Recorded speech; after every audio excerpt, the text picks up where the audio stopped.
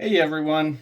I've been really busy, but I still seem to find time to get onto social media and just waste my time arguing with all sorts of different people on there. Who knows if they're bots, if they're real people? I know some of them are real people, definitely. But a thing I keep seeing lately is this idea of minimum wage. And I mean, it really annoys me as a business owner and as somebody who believes in freedom rather than government control of, our entire society. So the minimum wage, I don't actually agree that there should be a minimum wage. And many people, I keep seeing the idea of if you can't pay people, a living wage, which people claim is more than minimum wage, which I would agree in certain instances, um, then you don't deserve to have a business. My business doesn't entail that I could pay people minimum wage because we do window cleaning. We have people using ladders at 2, 3 stories. We gotta, tie off on roofs, stuff like that. So, I couldn't pay people minimum wage if I wanted, which is one of the reasons that I see minimum wage not as an issue anyway, because there's jobs out there that pay way more than minimum wage. Most people are not getting paid minimum wage. It's like 1% of the population, and it's mostly young people that are just learning skills. But this thing that I keep seeing, businesses don't deserve to exist if they can't pay a living wage. Well, I have a lot of different examples of why I disagree. And one of the things is just that there are people who their employment isn't worth what they get paid. Okay, so people always talk about underpaid employees, and there are tons of overpaid employees. Okay, no one ever talks about this. I never hear it, but there are employees that aren't generating enough revenue for the business. Now, every employee isn't a direct revenue generator for a business, but there are people who are the business is paying and they're losing money because they're paying that person because they don't generate enough revenue for the company, enough value for the company. And some of those people, they're getting away with it and the businesses don't really even notice because they do, these are mostly low wage workers. Okay. There is, higher wage workers that aren't productive enough to cover their salaries too, I'm sure. But when we're discussing minimum wage, living wage, I mean, we're talking about low wages. These are people from, making $12. In Michigan, the minimum wage is already $12.51. I think it's right around $12.50 an hour. Okay, so when people talk about the federal minimum wage, I mean, I don't even care. It's not even that doesn't even affect me. In our state, and many other states have their own minimum wage. So I don't think that the federal government should dictate a minimum wage at all, especially if we were going to do minimum wage. Should do it individually in your own state. There's different standards. There's different standards of living, costs of living in different states, different cities even. So I don't even agree that the minimum wage makes sense. If you implement a $25 an hour minimum wage, it doesn't make sense in Alabama for a $25 an hour minimum wage. In California, you might need $25 an hour to live.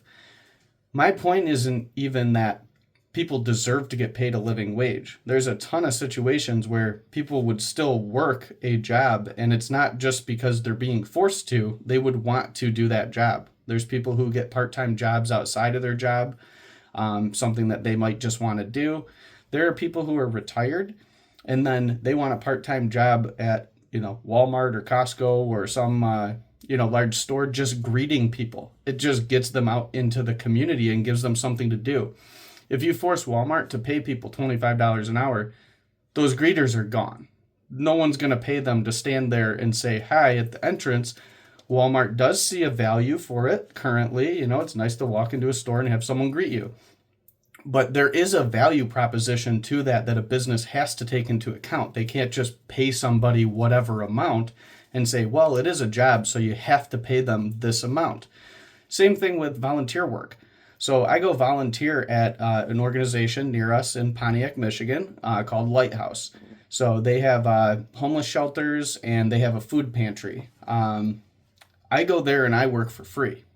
Okay, so I'm allowed to go make a decision to go and work for a business. It is a nonprofit, but it's still a business. I go and I work there for free because I believe in their cause. Should I not be allowed to work for free? Or is that up to me and then the business to offer that position? There's paid positions at that company, but I go there and I volunteer for free. If they were a for-profit business, would you say I shouldn't be allowed to help a for-profit business for free?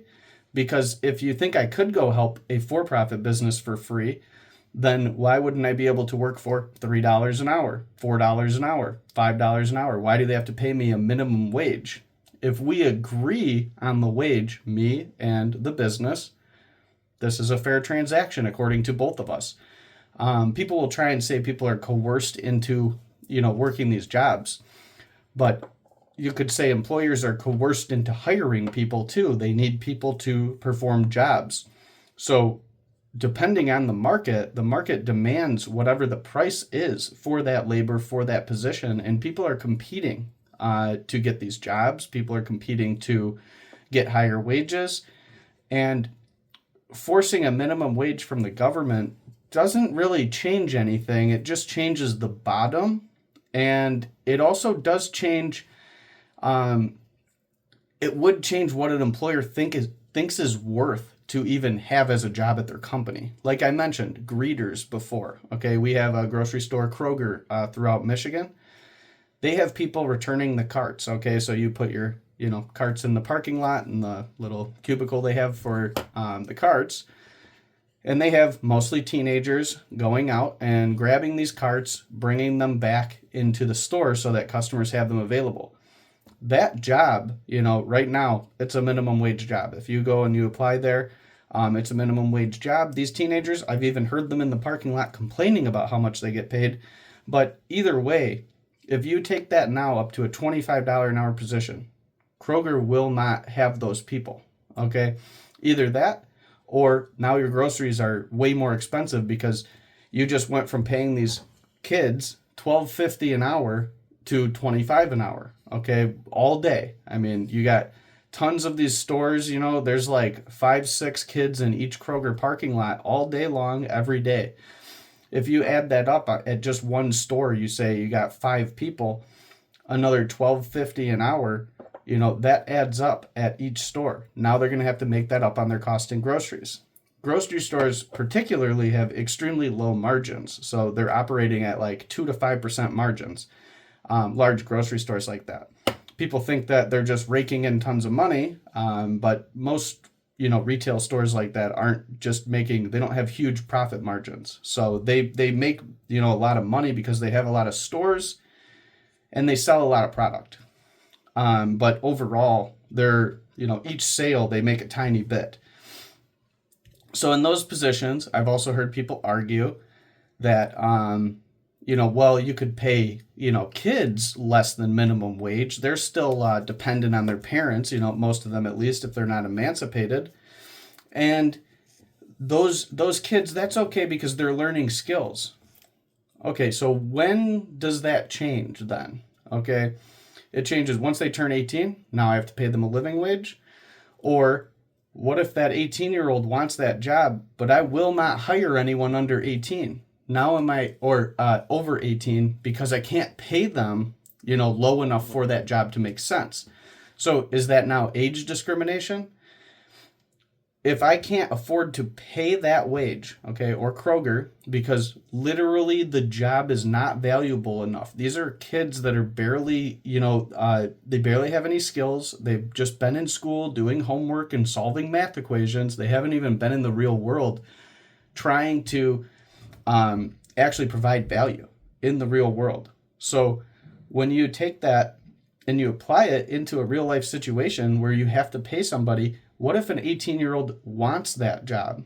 Okay, maybe between 18 and 21 is different because they're still learning. Okay, well, what if a 22-year-old, they just haven't had a job their entire life, and now they want to get some experience? No one will hire them because now they have to pay them this living wage, which, people might say 25 an hour or more for a living wage. Some people might say 25 an hour is not enough and it's not a living wage. We could argue about the different living wages in different states and cities and the cost of living. But either way, if you have to hire somebody and pay them $25 an hour, they have zero work experience, you're going to be taking a risk on them. Who do you think you're going to hire? How are they going to get a job? So now this person's not getting a job. They're going to complain that they can't get a job when they could be hired at a lower rate and work their way up, show their value, and then be paid much higher in the future. So this is one of the problems where, we've created this, like, basically a distinction between employers and government and who's trying to help people, who's trying to hurt people. And people seem to think that, every employer in the country is just horrible, out there money grubbing, greedy, trying to get as much dollars out of every employee as they can. In reality, employers have to try and get as much as they can out of employees. There are certain companies that have such high profit margins, Google, Comcast, different companies that they do have high profit margins and they can pay employees more if they wanted to. Those are mostly situations where they're already paying employees high wages comparatively to everybody else. They have no reason to raise their wages. I mean, Google has a giant line of 1 million people who want to work there because they pay such high wages. They have little napping rooms that you can go and sleep in. They have like the best benefits. They have the coolest offices. So they already have a huge line of people. The Google employees aren't complaining they're not making enough money and that Google doesn't take care of them. So Google has no reason to basically take their purchasing power and give it to employees when there's already people fighting for those positions. So then we go back to, basically just companies that have smaller profit margins, low-level, entry-level jobs where people don't have degrees. And there's a huge competition there's a huge competition to try to get good workers because everybody is not a great worker. Okay, there's a lot of people that they can't show up for work, they can't keep their lives together, and when you have them at your business struggles because of them.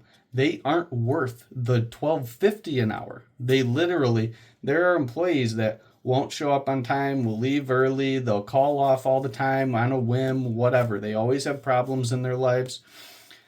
They will damage equipment, they'll damage people's property. They cause problems rather than producing for the company. So when you say, well, we need a minimum wage, well, every single company is going to try and get rid of that person because they're not valuable enough to get paid minimum wage or a living wage. They literally cost the company money. So are we supposed to be forced to hire people who are incompetent, not able to perform the job, and still pay them a living wage, even though it's detrimental to the company? And my opinion's obviously no as a business owner. But I just see this thing where it's just, I am for the power of the people, okay, to make freedom of choice. I believe that us as individuals, we have our own power in our own life. We can negotiate with employers, and employers can negotiate with us. Or if we are employers, we can negotiate with employees. It's not that we're on a fair, even playing field, like employers and employees. It varies from employer to employer and employee to employee. There are employees in super high demand. You could never get them at your company.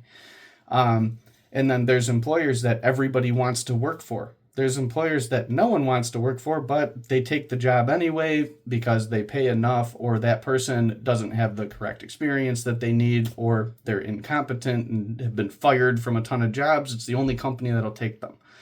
So I want people to be empowered. People are not empowered when the government forces employers to pay a certain amount of money, okay?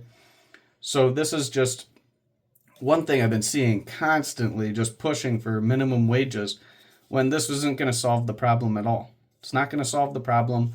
The problem that I see, low wages, is really just from inflation overall, the government printing too much money, the cost of goods going up, and the labor salaries don't go up as much, and basically the standard of living stagnates, and then people complain. So that's what I see happening.